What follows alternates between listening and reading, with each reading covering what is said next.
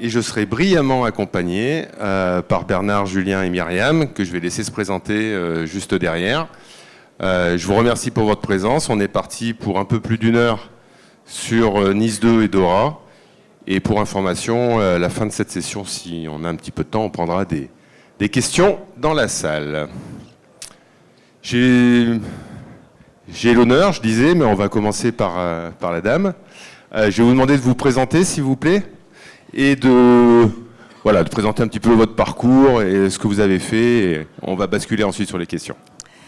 Bien, merci. Bonjour à tous. Donc, moi, je suis magistrat judiciaire, docteur en droit, et depuis des années, je travaille sur les sujets liés au numérique, au droit du numérique et cybersécurité. Voilà, donc je participe à différents événements, je fais aussi de la formation et moi-même je suis en formation continue compte tenu de toutes les évolutions qui concernent la cybersécurité et le droit du numérique. Bernard Carrez, donc je suis dans la cyber depuis trop longtemps, 26 ans. Avant, on appelait ça la sécurité informatique, mais on appelle ça la cyber. On fait exactement la même chose, mais ça fait plus smart de dire mais cyber. Le nom est plus joli. Ouais, ça fait plus smart.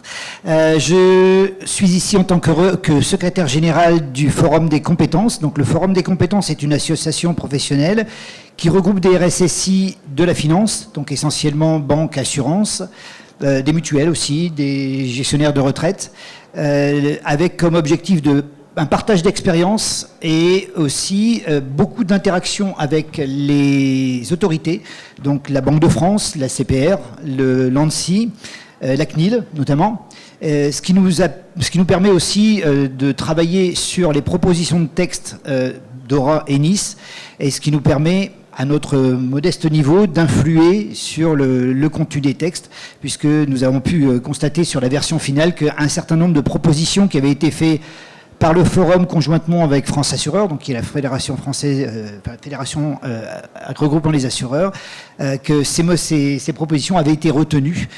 Donc si vous ne faites pas encore partie de l'association professionnelle, inscrivez-vous, c'est intéressant, il y a du partage d'expérience et surtout, ça vous permet d'influer sur ceux qui nous gouvernent.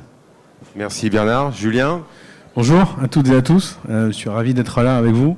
Donc moi je m'appelle Julien Bijac, j'ai une petite vingtaine d'années d'expérience. Avant on appelait ça sécurité de l'information. Effectivement, c'est effectivement à peu près la même matière, même si les menaces sont quand même relativement différentes. Moi mon cœur de métier, c'est d'accompagner les entreprises privées et publiques dans la déclinaison opérationnelle, dans la mise en œuvre des mesures de sécurité, que ce soit sur des sujets d'architecture, de solutions et bien entendu aussi de cadre de gouvernance.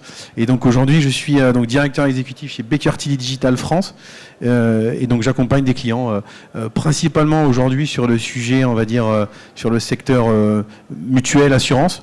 Donc plutôt en lien avec Dora, mais je commence à avoir aussi de plus en plus de clients qui nous posent des questions concernant Nice 2, d'où ma présence ici. Merci Julien. Alors Julien, justement, on va rester avec toi, parce que donc tu travailles en France principalement ? Oui, exactement. Tu as l'habitude de rencontrer de nombreuses organisations françaises, j'imagine. Oui.